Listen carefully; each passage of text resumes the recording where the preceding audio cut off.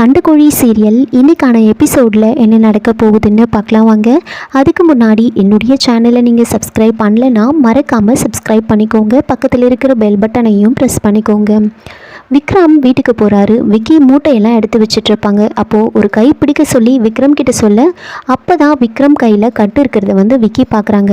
அதை பார்த்துட்டு கையில் என்னாச்சு அப்படின்னு பதட்டமாக, அதுக்கு விக்ரம் கொஞ்சம் மெதுவாக பேசு, உள்ள அம்மா அப்பாவுக்கு கேட்ட போது அப்படின்னு சொல்கிறாங்க. சரி என்னாச்சு சொல்லுன்னு கேட்க, அதுக்கு விக்ரம் இல்லை காலையில் ஒரு சின்ன ஆக்சிடெண்ட் அப்படின்னு சொல்லிட்டு நடந்த விஷயத்தெல்லாம் விக்கி கிட்ட சொல்கிறாங்க. அப்போது விக்ரம் விக்கி கிட்ட, என்னன்னு தெரியல, எனக்கும் அந்த காவேரி மேடமுக்கும் போன ஜென்மத்தில் ஏதோ ஒரு சம்மந்தம் இருந்திருக்கும்னு நினைக்கிறேன். அவங்கள பார்க்கும்போதெல்லாம் எனக்குள்ள என்னவோ மாதிரி ஃபீல் ஆகுது, அப்படியே வைப்ரேஷன் ஆகிற மாதிரி இருக்குது. அவங்க கை என் மேலே பட்டுச்சுன்னா அப்படியே ஷாக் அடிக்கிற மாதிரி உடம்பெல்லாம் அப்படியே செலுத்து போகுது. எனக்கு என்னன்னு சொல்ல தெரியல. கண்டிப்பாக அவங்களுக்கும் எனக்கும் ஏதோ ஒரு சம்மந்தம் இருக்குன்னு சொல்ல, அதுக்கு விக்கி அதெல்லாம் எதுவும் கிடையாது, நீயா ஏதாவது கற்பனை பண்ணிக்காத. இந்த விஷயம் மட்டும் அவங்க அண்ணனுங்களுக்கு தெரிஞ்சதுன்னு வச்சுக்கோ, உன்னை சும்மா விட மாட்டாங்க பார்த்துக்கோன்னு சொல்கிறாங்க. அதுக்கு விக்ரம் நீ வேணா இப்போ என்னை புரிஞ்சிக்காமல் இருக்கலாம், ஆனால் போக போக கண்டிப்பாக உனக்கே புரியும் அப்படின்னு சொல்கிறாங்க. இன்னொரு பக்கம் மகாவும் இதே மாதிரி விக்ரம் பற்றி யோசிச்சுட்ருக்காங்க.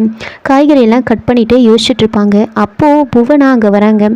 காய்கறியை நான் கட் பண்ணுறேன் அப்படின்னு சொல்கிறாங்க. அப்போது மகா ஏன் அண்ணி நான் சரியாக கட் பண்ணலையா அப்படின்னு கேட்குறாங்க.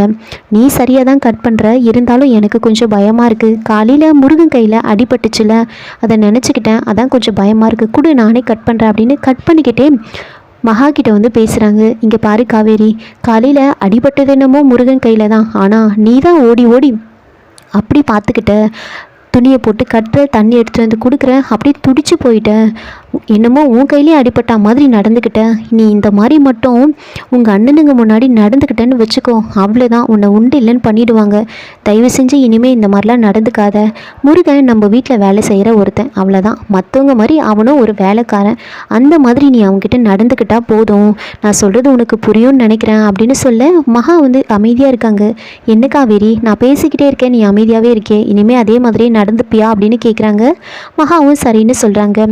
இன்னொரு பக்கம் அமுதாவுக்கு பர்த்டே. காலையில் எழுந்திரிச்ச உடனே, கடவுளே இன்னைக்கு நான் இந்த உலகத்துக்கு வந்த நாள், எனக்கு ஒரு அழகான குடும்பத்தை கொடுத்துருக்கேன், ஒரு நல்ல அண்ணனை கொடுத்துருக்கேன், எனக்கு எல்லாமே நல்லதாக தான் அமைஞ்சிருக்கு. இப்போ நான் கண்முழிச்சு பார்க்கும்போது எல்லாரும் அமுதான் ஓடி எனக்கு விஷ் பண்ணணும் அப்படின்னு வேண்டிக்கிட்டே இறங்கி வராங்க. முதல்ல செல்வியை பார்க்குறாங்க. செல்வியும் அமுதாவுக்கு விஷ் பண்ண மாட்டாங்க. அடுத்ததாக அவங்க அம்மா கிட்டே போகிறாங்க. அவங்களும் அவங்கள திட்டி அனுப்பிடுவாங்க. அடுத்ததாக விக்கியும் எதுவும் சொல்லாமல் அமைதியாக போயிடுவாங்க. நேராக அமுதா அவங்க அப்பா கிட்டே போகிறாங்க.